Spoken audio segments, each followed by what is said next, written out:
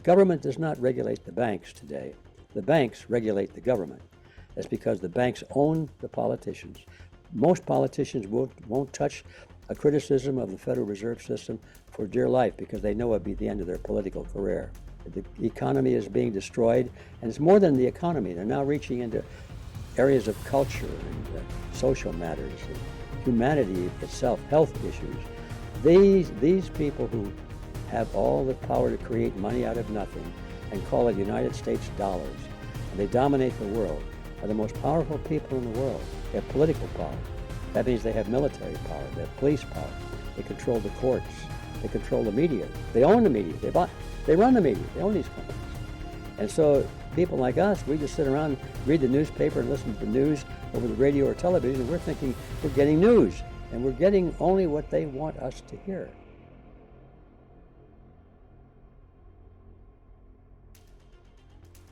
Hey guys, welcome to Capital Cosm. Today we've got a special guest on the show. It is the author of The Creature from Jekyll Island, the legendary G. Edward Griffin. G. Edward Griffin, sir, thank you so much for making the time and coming on the show today. Well, thank you, Danny. It's really my pleasure to be on your show.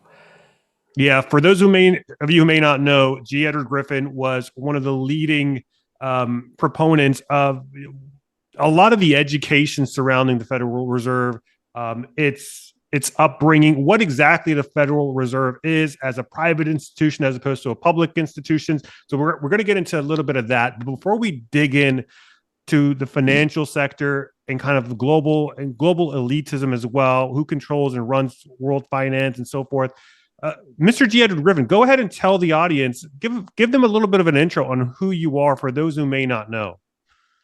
On who I am. Okay. Well, let's see. Who am I? I guess I'm just a lucky guy. I had the opportunity at a very early age to break away from a broken family.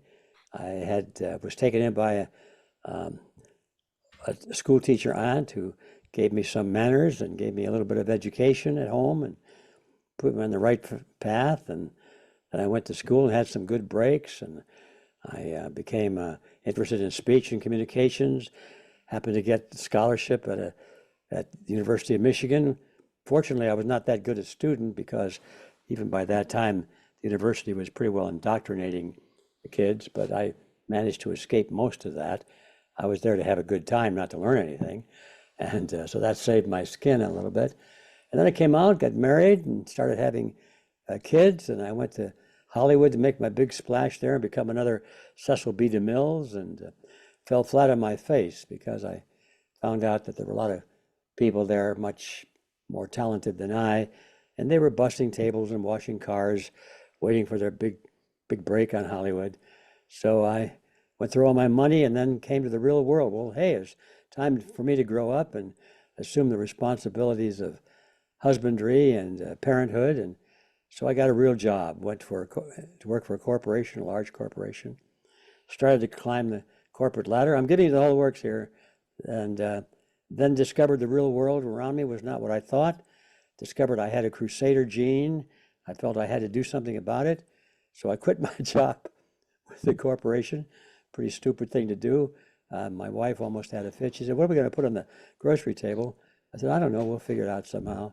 And started to produce a little low-budget documentary films and started to write some books. And that's pretty much the story. I got into real deep topics like the Federal Reserve System, cancer research and therapy, the United Nations, all these heavy topics. And believe me, Danny, I was the least qualified to write about these big, heavy topics, except I was informed, your audience might find this interesting. Later on, when this topic would come up, I'd be talking to particularly doctors, especially because I did the book on cancer, and that led me into the field of natural health versus pharmaceutical health and that kind of thing. And many doctors have since told me that not knowing anything when you started to take an interest in the topic was an advantage and not a disadvantage, because they went to medical school and had to unlearn just about everything they learned, and that was harder than the learning process. So I can see that now in retrospect. And so anyway, that was my life. I'm just a guy that started writing books and got deep into these real controversial topics, not because I wanted to. I was somehow propelled into it. And fortunately, people were silly enough to want to read what I wrote, and the books have sold well. And so I've made a little bit of a name in the field of writing controversial things.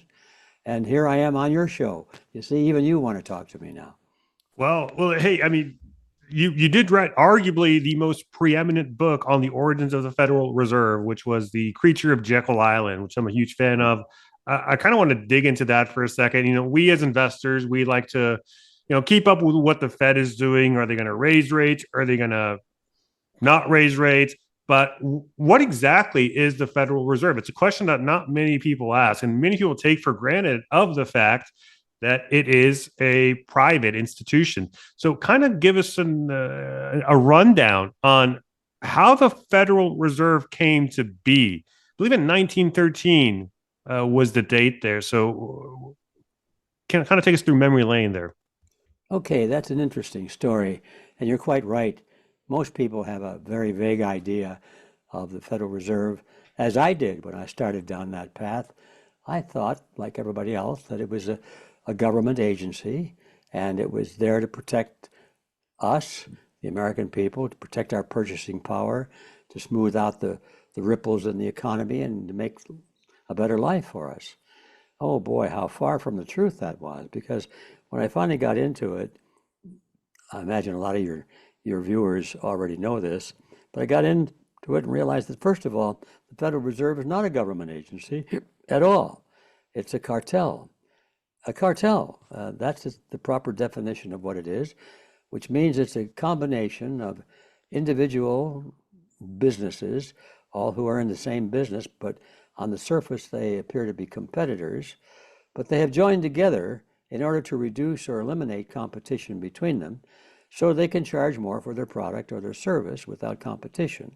They set rules and regulations for their industry, and you see that all around. We sort of take it for granted. We don't even think it's bad. We hear about the word cartel and we think of the drug cartel down in Mexico or someplace, and overlook completely the pharmaceutical cartel, the other drug cartel that is much, much bigger and causes much more damage and death and suffering than the drug cartel for recreational drugs. But anyway, those are cartels too. All those drug companies work together. And so much of our world that we live in is cartelized, and we don't even know it. But anyway, speaking of the banks, it's no different than a banana cartel or or oil cartel. It's a banking cartel. And all of the big banks came together, the big US banks came together in 1910, it was, for the first time, and decided to have a very secret meeting away from prying eyes, so they could create their cartel. And so they went to Jekyll Island, and that's the reason for the name of my book, The Creature from Jekyll Island, is because that's where they met, at a clubhouse there that was owned by some of the wealthiest men in the world. In fact, the whole island was privately owned by these people. These were the big industrialists, the big financiers, and they all came from Wall Street or the eastern part where the big manufacturing systems were operating. And they met in private on an evening in November of 2010. They were told to arrive at the railroad station in New Jersey, right across the river from New York. And they were told to come one at a time, not to be seen together, because these were the head people in the banks, the biggest banks in the U.S., and some represented the world, as a matter of fact. And so they were told to come separately, not to be seen together, not to dine together. And one of them even came alone, of course, but carrying a big black shotgun case.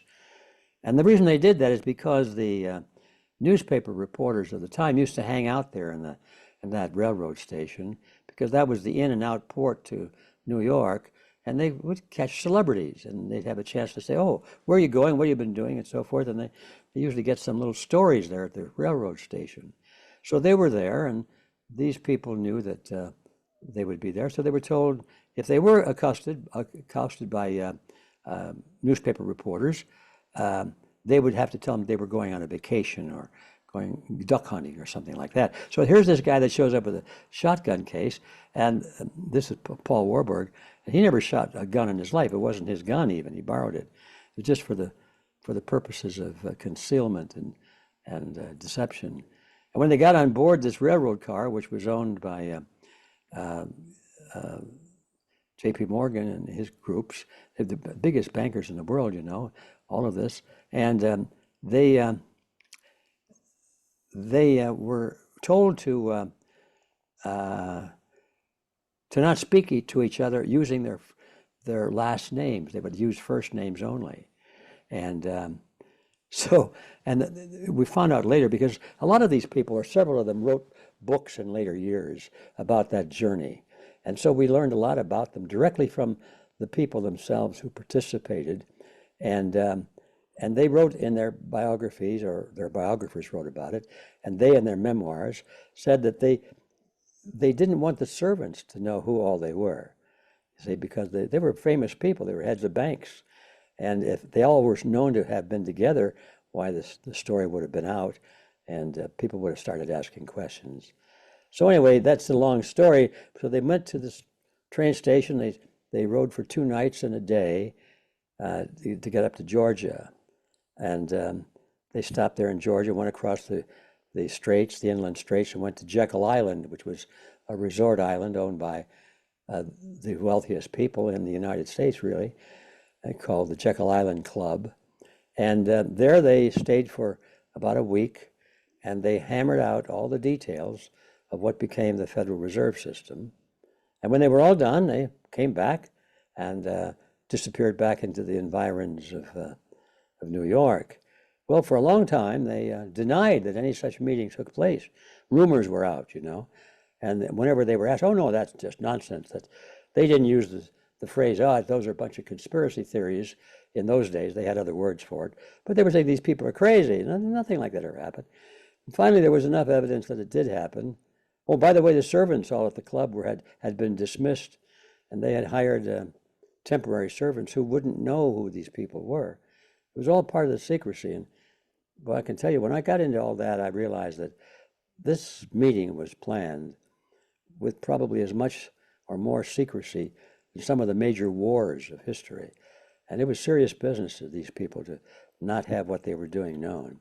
So they came back, and finally, after a while, when the Federal Reserve System was passed into law 3 years later in 2013, and it was made popular, people began to think, oh, the Federal Reserve, isn't that wonderful? They're looking after our interests. They're going to make sure we don't have any more depressions and things like that. And then they began to sort of boast about it, and there seemed to be a little bit of a contest between them. They were each claiming to be the most important person at that important meeting, and it got to be funny how that happened, from denying it and then claiming credit for it.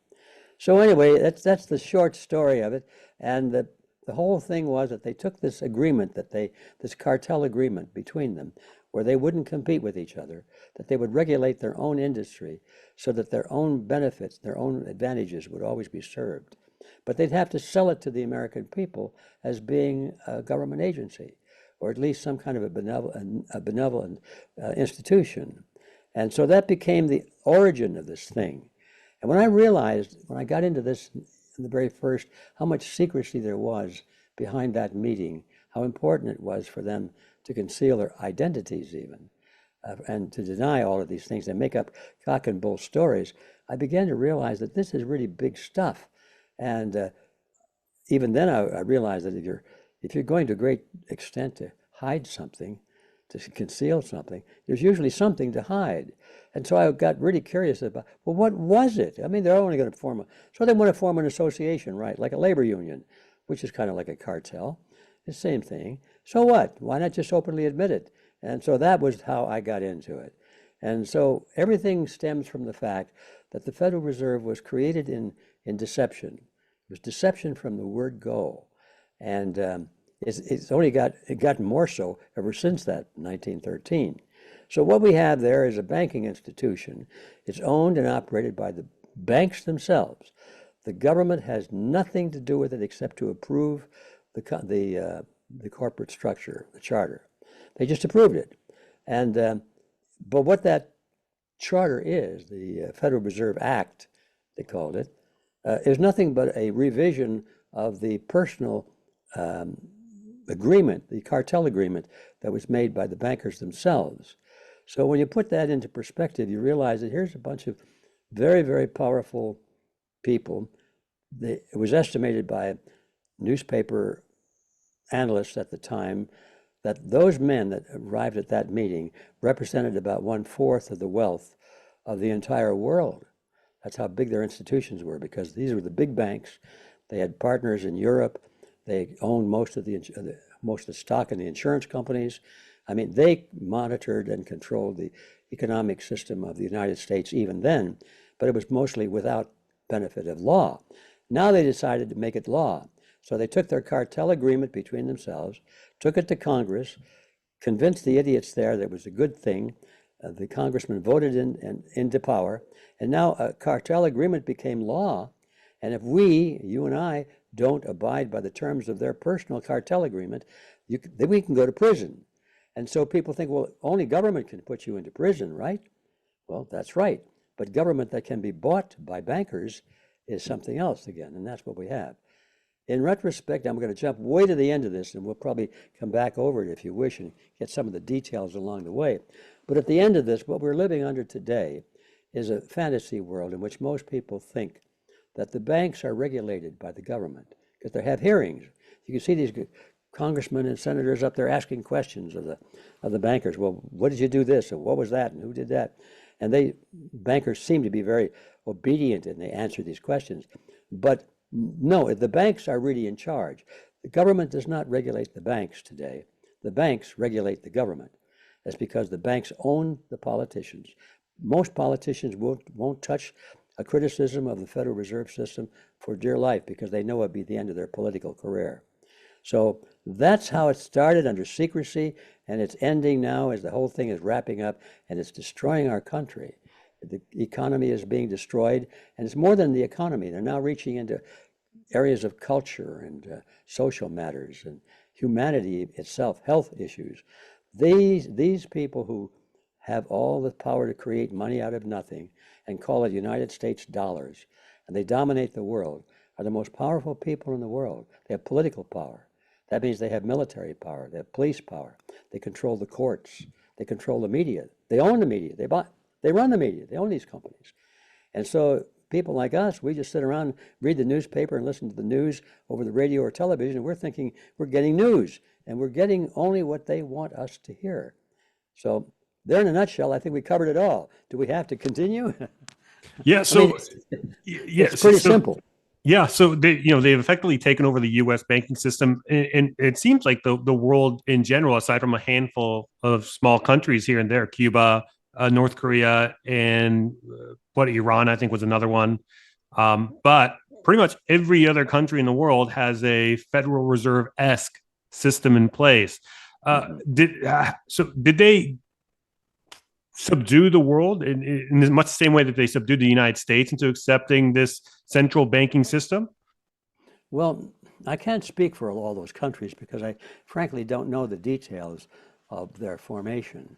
But from what I can get, I'm pretty close to that. From what I gather is that it wasn't the same. We had to create it from the ground up here in the United States, and we very carefully copied it from the Bank of England. Federal Reserve and its basic foundational structure was modeled pretty much after the Bank of England. Now, the Bank of England had many decades, even centuries of experience and growth and evolution before they got to the full form of what we now call a central bank. But once it was to the point that we could pretty much copy it and change it a little bit to favor the United States attitude toward things. Americans didn't want to be like those British people. We don't want a bank like them. We're America. We need something different.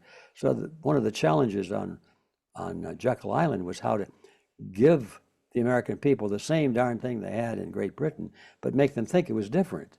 And that's why they went to the trouble of calling it the Federal Reserve, bank and all. They tried to make it look like it was a government agency. But after the Federal Reserve was established, and of course with all that money power and eventually dominating all the countries of the world, most of the other countries, I believe, didn't have to change the charter very much. They just borrowed pretty much what we were doing here in the United States, which was, as I say, altered on the role or the structure of the Bank of England, and they just kind of rubber stamped it all around the world. So we have central banks everywhere that do pretty much the same thing that they can, considering the limitations of their capital, do much the same thing, and in the same manner as the Federal Reserve. So there's no competition between them. All of the central banks of the world meet together regularly at the Bank of International Settlements place in Basel, Switzerland. It's kind of an amalgamation of all of the cartels of the world, and they have pretty well formed into an international cartel too. So the Federal Reserve is it's the big dog, but it's not the only one in the kennel. Yeah, and it seems like they're getting ready to sacrifice it at the altar of a global banking system soon, right? Well, yes and no. They're not sacrificing it. They're doing it deliberately. They want to do it. They're destroying their own system. That's my view of it. I don't see how anybody could understand it any other way, because what they're doing is so outrageously destructive of their own system. Why would they do it? Because they realize that their own system has reached the end. It's so deeply in debt. I mean, the amount of fiat money that's been created, all the debt that's out there, it can never be repaid. It just keeps getting bigger and bigger, and the purchasing power of the dollar is going to go further down, down, down, like all the other countries have gone. And the whole thing is eventually just going to fall apart. So they decided, why wait for that to happen? Let's make it happen on their schedule, and they'll be leading the collapse all the way around, because now they have something else in mind to replace it that's even worse. And of course, that's the CBCDs, these central bank Yeah, digital yeah, currencies. and like a lot of these globalist ideas about creating a CBDC and essentially doing away with the commercial banks and just having one central bank, you know, Mhm.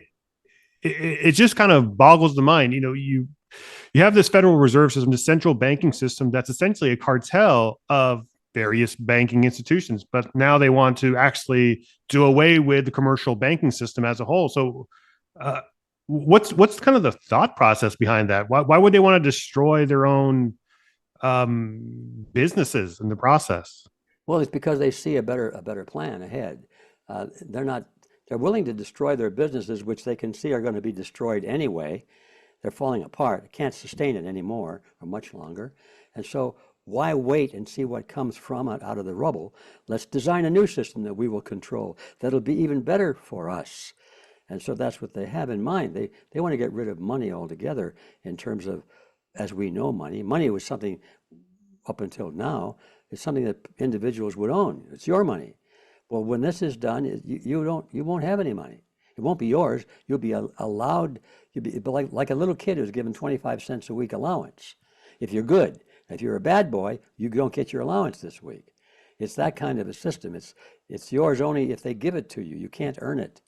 And if you fall out of good favor with the government and the powers that be that control the government, then all of a sudden you're cut off from your allowance, and you could starve. You have no place to live, and so forth. So they like that idea.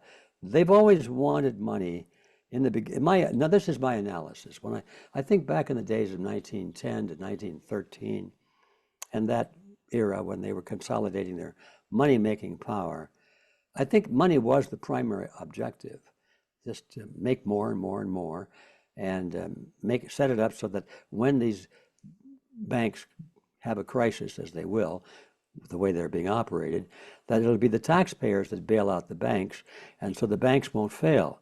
So that means that the banks can do anything they wish, be as reckless as they wish, and then get into real jams, but they can always, be bailed out by the taxpayer. So that was the original plan. And then after a while, when those old guys died off and the next generation came along, and then the next generation, and all these generations are being educated in the school system, which is gradually being shifted away from institutions of learning and education to institutions of planning and politicizing and changing the way people think about life and freedom and health and so forth. Became a cultural movement, actually. And then the new people that are in charge now, they've already got the money. They don't need any more money. They can make whatever they need anyway. Now they're looking for the real root of power, which is control over people directly and going around money, or using money not as an old means of acquiring goods and services, but a means of deciding and rewarding or punishing those who get to decide to use money or have money, and those who don't. So they see money now as something they create an issue, as a means of controlling people directly, not indirectly through their purchasing power. So it's total control now instead of just partial control. It's for them, believe me, it's better. I can see it clear what they have in mind, and they even talk about it, so it's no mystery.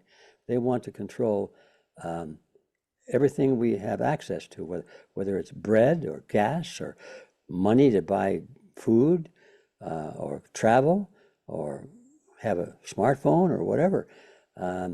Healthcare, they want to control. Now they want to control not only who gets it, but what it is that you get, whether you want it or not.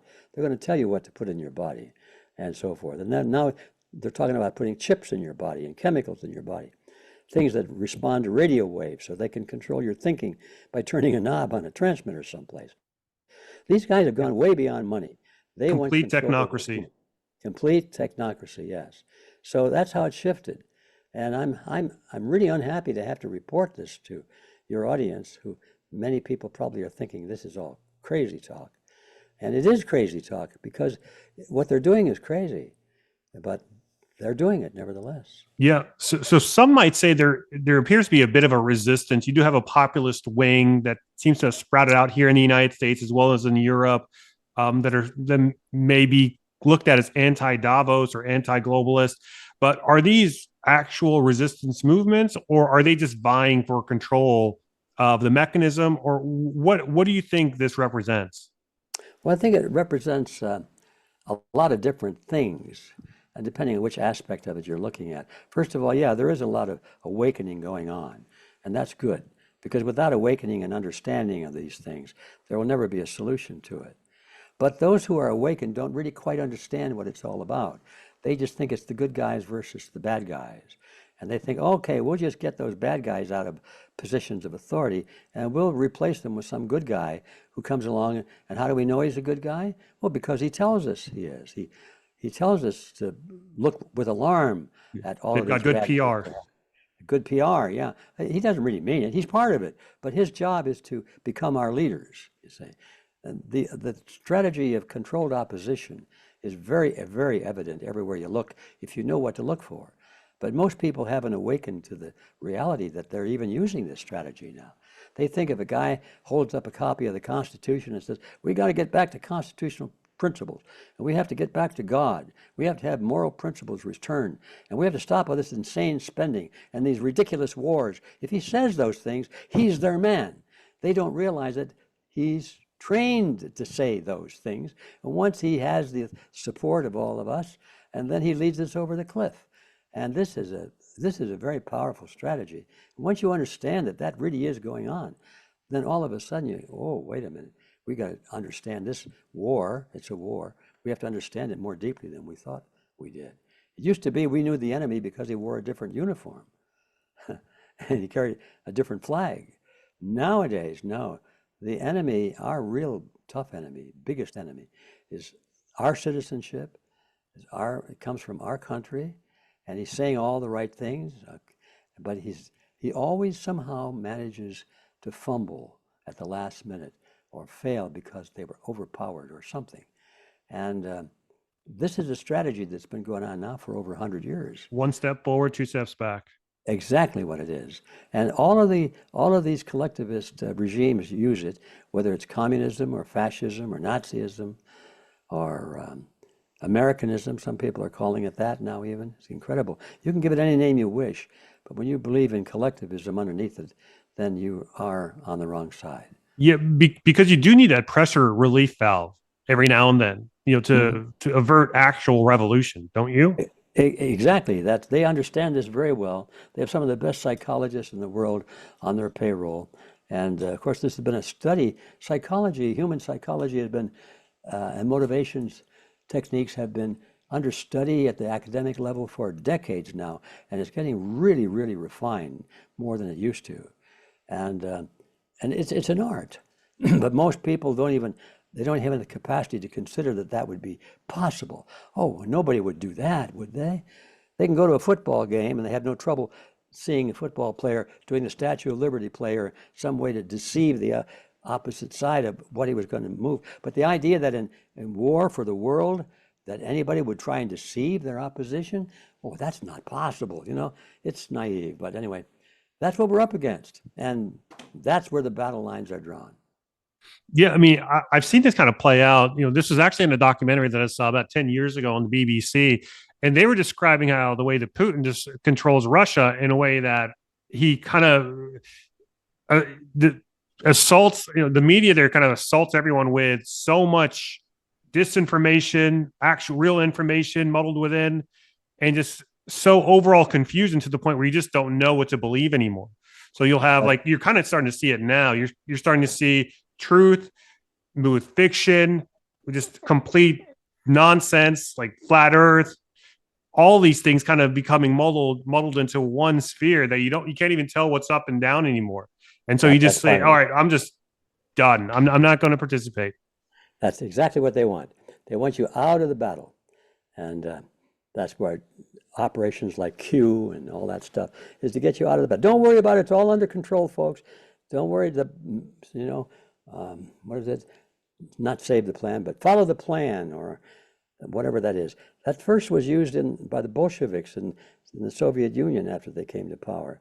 When the Bolsheviks came to power, and they were killing everybody by the millions, the leaders of the opposition fled the country.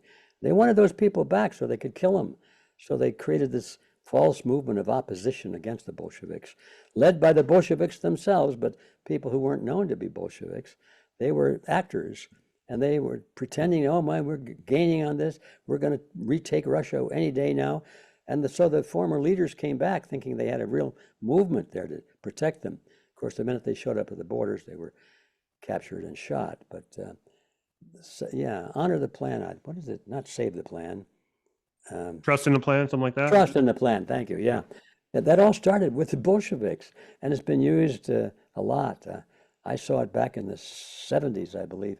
It was a lady who called herself the White Dove, and she was using the trust in the plan motive. She said, now you don't know it, but there are good people. The white hats are all over in the government now. We've got them in the military. We've got them in the Supreme Court. And any day now, you're going to see all these bad people arrested and put in prison. And they're going to return the gold that was stolen from the American people and put the Federal Reserve out of business and all this stuff. And people lapped it up. And those were people who should have been in the battle, like, fighting against these enemies. But instead, they thought it was all taken care of. So they just trusted the plan. They were neutralized. And they were neutralized. This is the kind of warfare we're involved in today. Yeah, so I mean, it's really interesting because you look at it from just a financial aspect. It's like, okay, what can these bankers actually do? But they actually interface with various institutions. You write about it in your previous works about like the CFR, the Bilderbergs, the World Economic Forum. In things like the CFR, you've got what's called rings within rings, right? So you've got the exoteric knowledge, and then you've got the esoteric knowledge that only a few from within the organization are actually aware of the true purpose of a stated goal and so forth. So you Tavistock Institute, up in the UK, they've been in on this propaganda warfare for quite some time. Talk about that. Talk about how the banking institutions interface with the various, other world globalist organizations there. Well, that's a topic on which I really don't have a lot of really good information on as to how they interface with it, other than the obvious, which is they somehow manage to get the funding to these organizations. And I'm not so sure that the initiative for that funding transfer comes from the banks themselves, or does it come from people who are even outside of that and above that? I don't really obviously they don't invite me to their meetings, so I don't know who sits around the table and makes these decisions. But I'm reasonably sure that whoever they are very, very powerful people, which means they have a lot of money. And who would that be, I wonder? Well, in Europe, it would be the Rothschilds, and in America, it'd be the Rockefellers. Okay, there's a couple of names. They're so obvious that you'd have to be foolish not to see them. But there are others as well with not popular names. They're not well known, but they're very, very powerful people. And I think they stay out of the limelight. They don't want their names in the newspaper. They don't want to be seen as being active politically or economically or socially or culturally. They just want to they want people to look at them like, oh, they're just rich people that have horse races and they grow a lot of fine wine, grapes, and so forth. And they act foolish because they're so rich. They don't realize that they hold the reins of power. And they prefer that image, well beyond wanting to be in the newspaper. They don't want to be in Parliament. They don't want to be the ones that are actually making the moves, because those sometimes there are revolutions, and those are the people that get killed in the revolutions. They want to be behind the scenes, and they're pretty smart people. If I look up the net worth of the Rockefellers, I get something like $10 billion as a collective net worth for the entire family, which kind of seems strange because John D. Rockefeller, at the height of his prominence, he had about a inflation adjusted net worth of about $500 billion. Mm-hmm. So what's going on there with like these, you look up the Rockefellers, you look up the Rothschilds, the Morgans, and they all seem like nobodies on the reported, Forbes list, but it appears that they hold influence in these organizations behind the scenes. Exactly. You just know, even though you don't know how they do it, you know that they have to do that. And they sometimes even talk about it and it gets out. But the general principle is pretty simple. Tax exempt foundations play a major role in that because what they do is they give away huge chunks of money, millions and billions of dollars to some tax exempt foundation that has a great name, like the Carnegie Endowment for International Peace. Well, okay, Carnegie pumped so much money out of his bank account into the Carnegie Endowment Fund that it lowered his net worth considerably. But he completely controlled the Carnegie Endowment Fund because he was the donor and he handpicked the board of directors. And the board of directors were beholden to him personally. And then there's this other thing of blackmail too that shows up. Believe me, when these guys turn a large portion of their capital over to some other organization, they make sure they still control it or they don't do it. They control it in invisible ways. So that's how they do it. They move their money to front groups and that kind of thing, street names. And they'll hold stock in the name of somebody else, but really, if you could follow the trail of ownership, it's them. But it doesn't show up on the public books as being them. So it's an easy trick to imagine, and these guys have got the best attorneys in the world, and they've got powerful connections in the governments of the world, so nobody questions what they're doing. But everybody knows that they're the ones. They've got the money. So how far back does this story really go? We've been talking mainly about the industrial age up until present day, but how far back in history does it go? You hear all this stuff about the Illuminati, who were an actual organization, by the way, that went by the name of the Perfectibilists. They were founded in 1776. But what's kind of been the origin of this network? Well, I think you named it. I think the Illuminati was probably a core element of that. They infiltrated a lot of the Masonic lodges and took them over and converted the original Masonic lodges, as I understand it. I'm no Mason, but I've talked to quite a few people who either are or were Masons, and their understanding is that in the beginning, way in the beginning, a lot of these lodges were formed by people who really wanted to put an end to the cruelty and the tyranny that came from monarchies. So they were in favor of overthrowing monarchies, even though some of them were involved in the royal families. And that's interesting in itself. Either those kids were idiots or they didn't, maybe they had some insight that I don't understand. But a lot of those people came from but they seemed to have an ideal that they wanted, good things. So they were interested in overthrowing monarchies and overthrowing the Catholic Church, which was kind of viewed by many at that time as a tyrannical structure. Wasn't primarily religious at all. The Catholic Church in those days was viewed as a political power, and in some cases even a military power, because I think some of the popes were actually military leaders and all that sort of thing. So the origins are one thing, but what they evolved into is another thing. And my understanding, as shallow as it really is that the Illuminati infiltrated into a lot of the lodges or organizations similar to that, which might have had in their own minds ideal objectives, high ideals, but they were infiltrated and taken over. And that's what we see happening in governments today. Governments start off usually with high-minded people, unless they were conquered by the sword. But if you're forming a new government like we formed ours, the writers of the Constitution gave up their own opportunity for great power, and they seem to be high-minded people. Not that they were perfect, but they wrote, I think, what was the best political document the world had ever seen, in spite of all of its flaws. I think they were high-minded. And George Washington himself was a Mason. I mean, he wrote, I saw some of his letters that are in the Washington collection of letters and books, where he was trying to warn his fellow Masons about the negative influence of European Masonry. He was trying to warn that they were going to infiltrate American Masonic lodges and convert them into something different. So what I'm trying to say, I guess, is that nothing is static. It's always changing. And what it was 500 years ago may not be what it is today.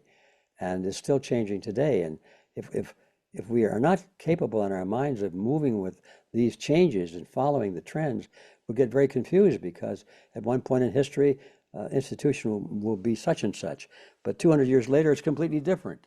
So what is it? Well, it depends on what period of history you're looking at. Yeah, even in some mainline historical accounts, they view the Freemasonic network as a spy ring for Britain, for example. I mean, that's been talked about many times in mainline history too. So to kind of brush it off and say, "Oh, that's conspiracy theory," no. I mean, the Freemasonic network was humongous. It was spread all across Europe. It spread to the United States.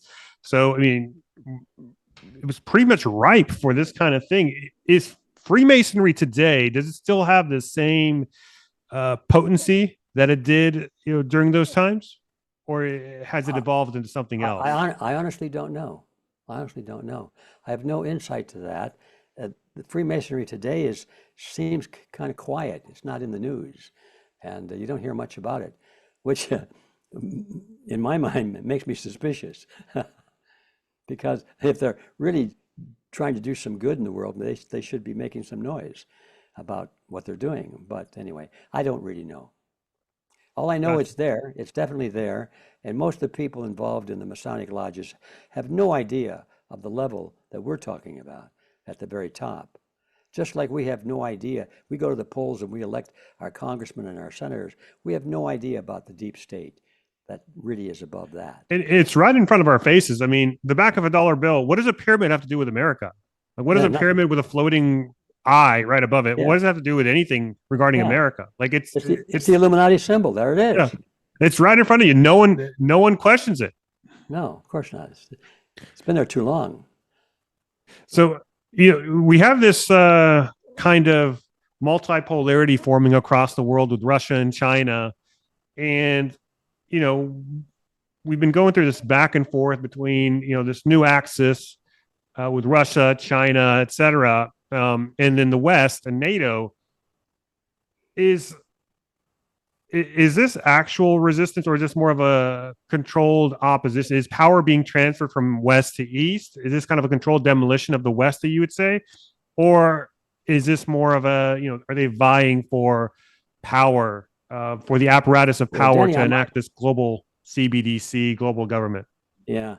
Again, I have to admit that something most people can figure out on their own, and that is that most of these things I'm not really an expert in any way on. I have my opinions. I follow them as best I can. I mean, there are certain things that I do really dig deep into, like the economic issues and the Federal Reserve and things like that, the health world, what's going on in the world of healthcare. But when you come into like what's the flavor today, what tell me all about the war in over there in the Middle East. Is this real or not? I cannot tell you from firsthand research, but I can tell you a very strong opinion I have about it in general, and that is that in today's world, and by that I'm going to say starting about 15 years ago, we don't have two sides on anything. We have one side pretending to be its own opposition to the other side. They want conflict. I mean, it's the old idea. What's the difference between right wing and left wing? Everybody thinks they're deadly enemies, right? And yet, when you look at what the left believes and what the right believes, a right winger and a left winger, really? What's the difference between a communist and a Nazi? There's no difference except the flag. They believe the same thing. And yet, when they fought in World War II and killed hundreds of thousands of each other's soldiers, they weren't fighting because they believed in something different. They were fighting over territory, over dominance. Who was going to be the big cheese? Was it going to be Hitler or was it going to be Stalin? And now we find that everywhere we look today, if we open our eyes to it. What's the difference between the Republican Party and the Democrat Party? Now, they have different lines, they have different arguments, but as you go from Democrat to Republican in office, nothing changes in Washington, D.C., nothing substantial, or it doesn't change for long. Sometimes they'll make window dressing changes, they'll overturn some law, but in general, the wars continue, the growth of government continues, the loss of American sovereignty continues to turn over our sovereignty to the United Nations. We continue to adopt and use the bogus money, the Federal Reserve notes. All the big things do not change, even though Republicans and Democrats fight against each other tooth and nail. Once they're in office, they always do the same thing as their opponents do. It's not two sides at all. It's a show to give the American voters the appearance that they've got a choice. And they got to choose. Who do you like? Well, I don't like either one. Well, then pick the lesser of two evils. That's how the politics works in most countries today. People don't vote for a candidate or a party. They vote against a candidate or a party. And that's the only reason. They think, well, that's the lesser of two evils. Well, that's the game that they make us play. So you ask me what's going on. I'm going to say that there are people being killed, yes. Unfortunately, people are being slaughtered. But this is not a war between Putin and Biden or anything like that. I mean, look, Putin, where do we see Putin? I saw him on video just not too long ago sitting next to Schwab. And they're talking about the New World Order, Putin and Schwab, And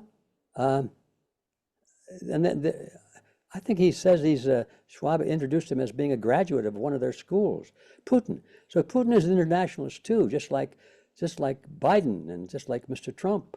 They talk a good line, and sometimes they do something to make it seem like there's a conflict. But look what happens when they're in office. Well, he had bad advisors. There's always an excuse. He tried his best, That's what they want us to think. We're doing our best. We're fighting. So they have to have conflict. Otherwise, there might be a real revolution on their hands. But as long as they think that they have representatives who are fighting for them and their principles, they're content to remain in the shadows and do nothing. And that's the name of the game today, is do nothing.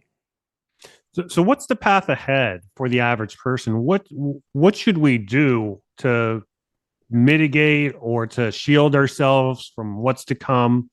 What do you think that prescription is? Well, it's a hard thing to say because everybody's different. They have different styles, they have different values, different ages. Some are with families, some are not. Some have money, some are broke. But in general, I would say that you want to protect yourself as best you can, but if you don't do something to go beyond just defending and protecting, and don't take the offensive, it won't make any difference. You're going to lose. The purely defensive is always doomed to defeat. You've got to have a counterattack. You have to have your own goals. You have to have your own offensive. And so I'm saying to everybody, regardless of what their condition is, sure, protect yourself against when the water goes off, when the food doesn't show up in the grocery stores, when the money doesn't work, and when mobs of people show up on your street and they want your whatever you got and they've got guns. You've got to protect yourself. You can't say, oh my goodness, what am I going to do? It's an ugly thing to say, an ugly thing to envision, but we may be coming to that. So people should do whatever they can in their own realm to defend themselves under those dire, awful circumstances. But if they don't go beyond that and say, well, how do we change this system? How do we put boots on the ground? How do we get all these collectivists out of positions of authority in government and in the schools and in the media and in the churches and so forth? If we don't take on this battle as our war, that we are responsible to win this war, not our representatives, then we just lose, and it doesn't make any difference what we do. So my plea is, let's get busy and try and take back the institutions that are still functioning. I don't know how long they will be functioning, but they're functioning now.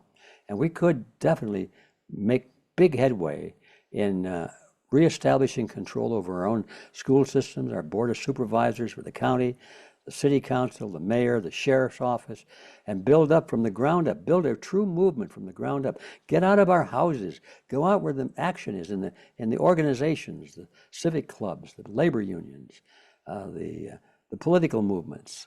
Don't just sit in your house doing emails and sending an email to somebody. Isn't this terrible? Henry, look at this. Listen to the latest report of what's going to happen if we don't look out. That isn't going to make any difference. You've got to know what's going on for sure. But unless we get out of our houses and off of our couches and into the power centers of society where the action is going on and become influential in determining the leadership in all of these institutions, we cannot possibly win. And most people haven't seen that aspect of it yet, but they will. And that's what I'm trying to, my best with what little resources I have and how much time I have left. I'm working full time on accomplishing just that. And I know that sounds like it needs some more questions. And like the main question is, well, how are you going to do that? How do you do that? That's what we have to do. How do you do it? And I indicated the solution when I said to build organizations locally, to build from the ground up. So what we're trying to do now is establish what we call campuses of Red Pill University. Now that's kind of a popularized movement where we want to reduce most of what's happening in the world to a simple understanding of the meme that was created when they did the sci-fi movie called The Matrix. The meme was the red pill. Take the red pill and wake up to reality and see the world the way it really is and get rid of all the illusions. So that pretty much applies to everything we need to do. We have to get rid of these illusions about all these important things and wake up to reality. So we created something called Red Pill University, and we have Red Pill Expos coming up where we have speakers and all that. But the real action happens when you start to build local organizations in every county and in every major city, and not just in the US, but around the world and all the political subdivisions around. And it can be done. I know it can be done because our enemy has done it. That's one of the reasons the enemy is so successful, is they have these boots on the ground. In every little town you can think of, they got a Black Lives Matter or some kind of a revolutionary movement, and they're always present. You can't escape them. Yeah, Now, that's why the symbol for the Fabian Socialist was a turtle. yeah, exactly, exactly. And also another symbol, they have these guys with hammers breaking the world, right? They're crashing the world with big hammers. That tells you a lot. Their style and their strategy is to destroy the world first, and then out of the pieces they can rebuild it to their desire. So people ask, well, don't these politicians know that what they're doing is destructive? I should write a letter. We should send a letter to the president to let him know that this is not going to work. The feature, not a bug. How stupid. Of course these guys know it doesn't work. That's why they're doing it. They're doing it because it's destructive.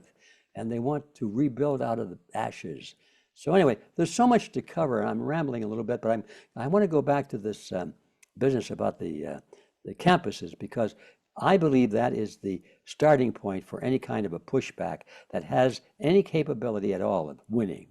The rest, pushback is fine, but if you're pushing back only to lose in the end, just to put in a good show, well, that's not so good. But if you want to really win, you better think your strategy through a little bit more. So that's why we're building these campuses of Red Pill University. And I'll wrap up this little monologue that I've given you here with the last thought on that, which is that the first thing that's necessary, I think, ideologically, is for people, before they start building these movements, is they have to know what they believe in.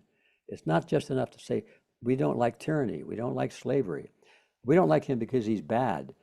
That's what we've done for centuries. Get rid of the bad guys, replace him with a good guy that we trust, and he turns out to be corruptible. And we wind up in the same cycle over and over again. What do we believe in is just as important as what we want to get rid of. And so I have tried to reduce that to the vision of the conflict between two ideologies, the only two that are active at all in the Western world. All the rest are words. Communism, fascism, Nazism, socialism, all of these things mean nothing that you can define. But when you talk about a conflict between collectivism and individualism, bingo, you've got the essence of the real ideological divide.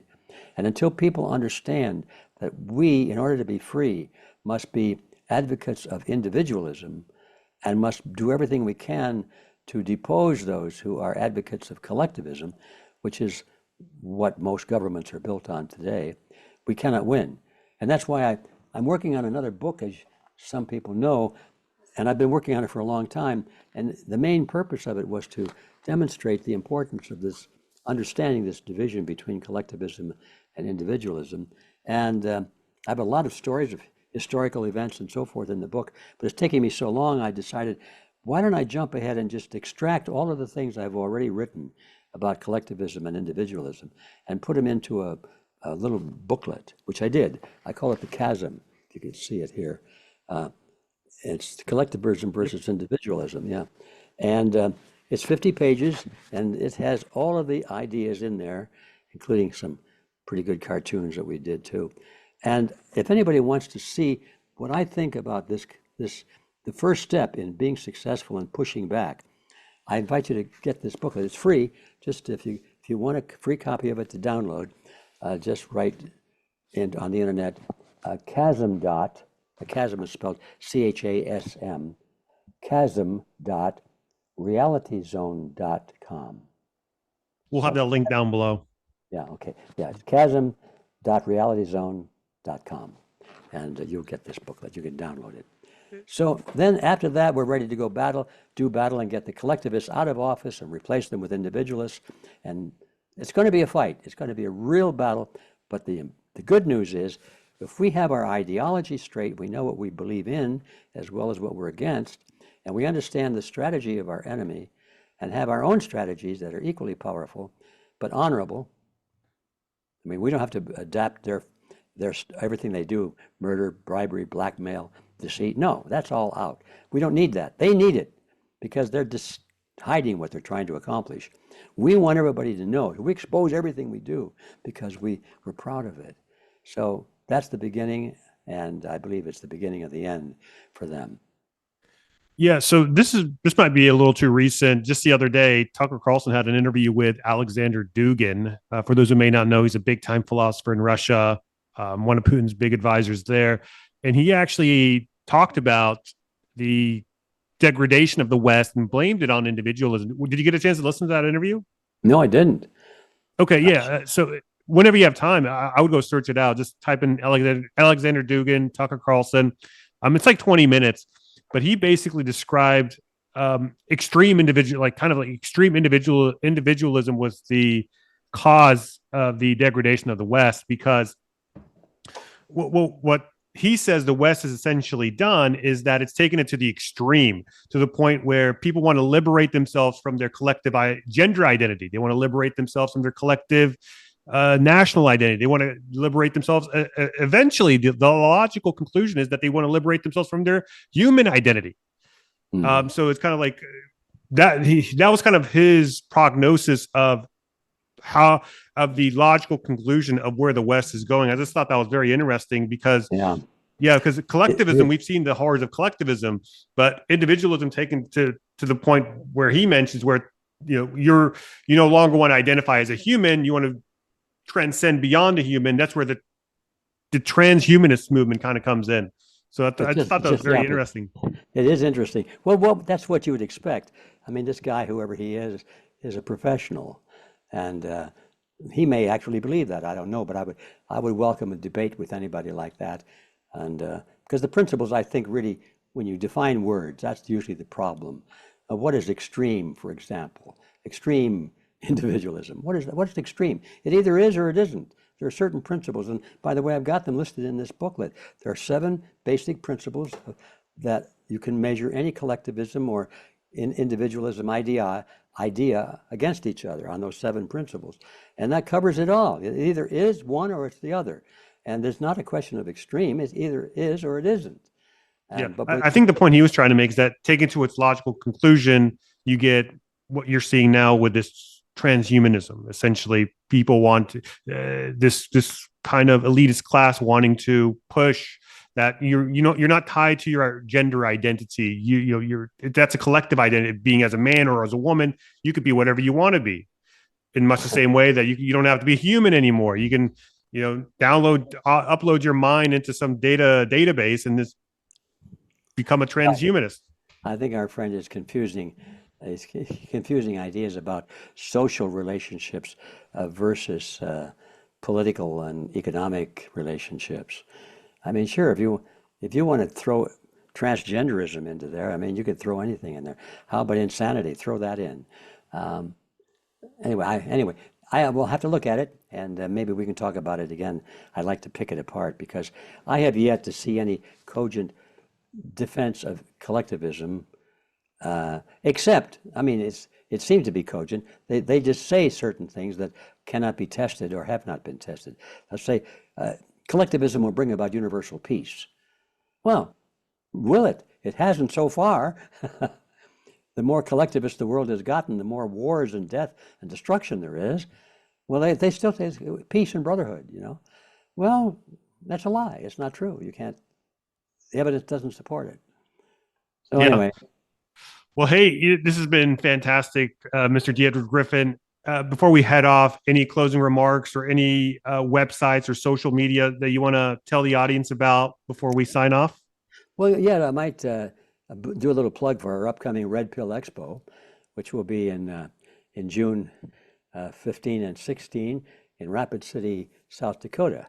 So if anybody wants to see who's going to be there and what our agenda is and all the great things we're going to accomplish, we're going to form some chapters, actually, some campuses of Red Pill University there. If you'd like to become part of that, that's where you need to be. Anyway, go to redpillexpo.org and you can see all about it. And I think it'd be well worth your time if you can make it. Of course, if you can't, you can watch it online. But we're living in a world where they're trying to take away our humanity, as you've just said, and we have to talk to each other eyeball to eyeball. I've seen some AI productions recently where someone is on screen talking to you and you swear it was a real human being. You'd swear it was, but it's not. So from now on, your seeing will not be believing. They can show you a picture of yourself doing some horrible thing, and you say, "I didn't do that," then the jury would say, "Well, we saw you do it. That was the picture." Through these AI generated images. Yeah. And what you said is very important. I mean, you look at some of these kids nowadays and they're just very awkward in the way they move and they interact with people. They can't look people in the eye. I don't know if you've had that same experience, but I've just been seeing it a lot more frequently lately. Yeah. Yeah, the social skills are not being developed. So anyway, those are all problems. But the biggest problem is we have to be in a system where we're free to reform. And if we don't take care of that freedom element, then none of these other things will even be possible because we won't be given the choice to do what we prefer to do. We'll have to fall in line or starve or be killed. Okay. Well, There you got it, folks. If you enjoyed this content, be sure to give it a like, comment down below. Let me know what you think about collectivism versus individualism. Drop a comment down below. Like the channel, like the video, subscribe to the channel if you haven't already, and I will see you in the next episode. Bye, y'all. Bye, Danny. Thank you.